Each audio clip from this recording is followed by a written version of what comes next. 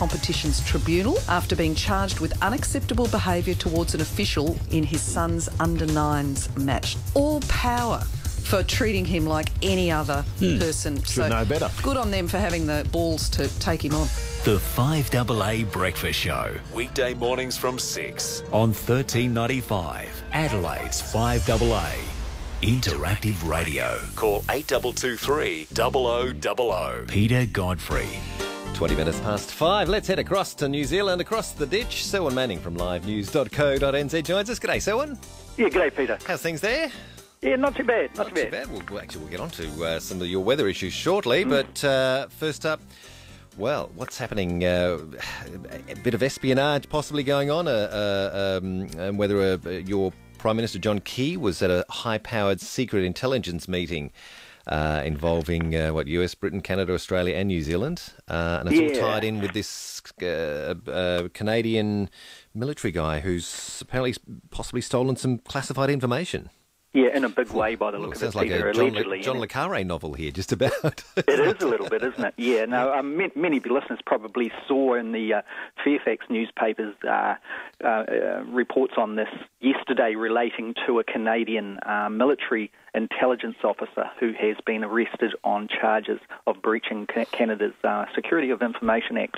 Now, the New Zealand and Australian connection is basically that this person allegedly had been selling off intelligence to Russian representatives, put it that way, that included information coming across from what's colloquially referred to as the Five Eyes Alliance, and that is the United States, Britain, Canada, Australia and New Zealand, which is all part of that echelon network, if you like, that trawls telephone conversations, internet communications, all communications basically, and sifts out of that intelligence and packages it. And now what is going on here, it seems, is that the individual is accused of gathering that information and packaging it and sending it off to the Russians. Now, this is more serious in a sense from the Canadian point of view too, because the individual, he worked for both the Chief of Defence Intelligence and also, most significantly, the Strategic Joint Staff, and that oversees virtually all major aspects of the Canadian military, domestic and international plans and operations. So it's real serious stuff. So the assumption is, while the investigations go on to how deep the breach was, is that Australia, New Zealand, obviously Canada, but the United States and Britain too, have all had their intelligence compromised. Now, John Key, New Zealand Prime Minister, he was questioned yesterday about, what effect has this had on New Zealand and what was New Zealand privy to. Now, he refuses to confirm anything on this. He's basically just standing there saying, no, our policy is not to comment at all on anything relating to security intelligence. So it's that standard kind of approach he is taking. But the Telegraph newspaper up in Britain, it reported yesterday, Peter, that New Zealand was used as a location for some of the top brass in the Five Eyes intelligence network to come down and actually discuss the breach in detail on what compromise had occurred. The Sydney Morning Herald report of it made mention that the vast trove, to quote them, of information was on a scale comparable to that the US Army Private Bradley Manning forwarded to WikiLeaks. So a huge amount of information. Yes. Except it also underscored that this individual, who's alleged to have done this, had a deeper security clearance than what Bradley Manning did, and is probably in a position of more seniority, obviously, and able to determine what would be of value to others. There's a difference as well in the sense that the information that may have and likely has gone across to Russia would be information that the Russians were interested in, as opposed to the WikiLeaks, which was a blanket wide scale dump onto the open source arena. So there are huge implications to this. And also there's, it raises in my mind, it looks like in some people's minds too, that in the past relating to this kind of breach, that the United States experienced two significant ones. The most recent was Robert Hansen, who was in the the counter-surveillance and counter-espionage area for the FBI, so domestically in Washington, D.C., and he was basically dobbing into the Soviets and then the Russians who the double agents were. So he was fingering who the Russian diplomats who had been compromised or intelligence agents that had been compromised to the Russians themselves, dobbing them in. And, of course, a number of them were done in when they were returned back to Russia or Moscow during the Soviet period. So he's currently serving life in the Colorado Supermax prison. And prior to that, the CIA had its own mole, a guy called Eldrick Ains, who did a similar thing. So this is kind of Canada's equivalent to those two cases, except that this is much more widespread and implicating, obviously, many, 4 other countries outside of Canada. Mm-hmm. The story talks about signals intelligence. So yes. This is stuff, as you said before, that's from trawling through phone conversations and the like. So any understanding of what sort of could be in that? Well, I can talk from the New Zealand point of view.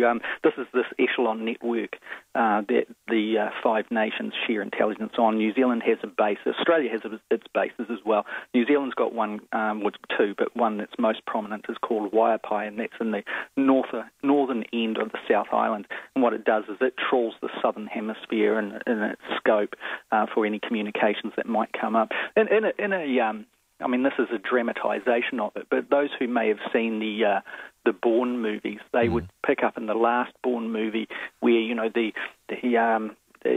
the CIA people are sitting there in Langley, and they get a call from their counterparts in London, and they say, this Black Briar's popped up on the echelon network. And what they did is they picked up a signal, in this drama. Now that is a reflection of what goes on in a real sense, in that it would be trawling all communications, picking up key words, key sentences, groups of words, etc., and then seeing whether or not, obviously it's computerized and seeing whether or not there are patterns to it, and then puts a little bit of a flag up should there be a concern. That's a rudimentary kind of description of it. But that echelon network is basically the nerve centre, if you like, the backbone of the signals intelligence gathering of what's going on throughout. So it would be picking up things like where the Chinese naval fleet is, its submarine fleet, where the French would be, where the Russians would be throughout the South Pacific. And that would be fed back mainly to the United States and certainly Australia as the lead ones in this patch, and then made with whatever they choose to make with it. Given the high level of this security, is it likely we're going to hear much about an outcome in regard to this naval officer or the type of information that was passed on? Well, he was arrested in January 14. So the inquiry has obviously been going on for some time. He's started to... this came about because Fairfax and others became privy to the Australian Freedom of Information Act revealed a discussion that had occurred between your High Commissioner to Canada, Louise Hand, and the Canadian Prime Minister, Stephen Harper. Now, that's how it got out into the media via that freedom of information that came through. So will we hear more? Yeah, I'd imagine that the focus now is following this train. As far as what kind of intelligence has been breached, it's always, very smoky, isn't it? Yes, indeed. All right. And also in New Zealand, foggy, rainy. What's happening there? You've had some more wild weather, I think, haven't you? What's happening? It's kind of another story of a cold kind, isn't it? Yeah. There was quite a lot of rain storms that came down, particularly over the North Island on the last weekend, Peter. It's extremely hard and heavy and sustained itself for some time. And what it did is saturate the land on the Coromandle side. That's a little bit south and on the eastern side of the North Island, south of Auckland, and the Bay of Plenty was hammered as well. Now, the weather people are saying that there are conditions in the Tasman Sea and the northern Tasman Sea coming down through into New Zealand that's going to repeat. And the concerns are that the water, it's going to hit in the same areas, and that potentially, over this weekend and into Monday, that we could be suffering some floods. So it's just a little bit of a heads up in that respect. All right. Issues with airports? Travellers need to get or are they all looking good? with that fog aspect, what we were finding is, the fog was closing Auckland Airport quite a number of times in the last 2 weeks. So it's the kind of thing, if someone's travelling into New Zealand, just to kind of just check those kind of conditions. If you're halfway across the Tasman, though, there's plenty of other airports that wouldn't have fog where you can land safely. So don't be too concerned. All right, no worries. New Zealand is still well and truly open for business. It's open for business. New Zealand Inc. is trading. So. Good stuff. All right, Selwyn, many thanks. We'll talk to you again next week. Okay, Peter. All the best. Cheers. Selwyn Manning from livenews.co.nz. It's 5:30. Angus Securities. Great interest rates. Consistently. 5:30 on 5AA. A few showers today with a top of 14. I'm Ann Stone with Adelaide's comprehensive news. Details of a long-awaited health review will be revealed later today. There's fears hundreds of jobs will be slashed as part of recommendations from 3 reports to cut costs and improve efficiencies across South Australian public hospitals. Health Minister John Hill will brief health workers, unions and community groups on the proposed changes before releasing the reports publicly this afternoon. Prime Minister Julia Gillard says she's confident the National Disability Insurance Scheme can still proceed. South Australia, Tasmania and the ACT will host a trial for the scheme, but New South Wales and Victoria wanted the Commonwealth to pay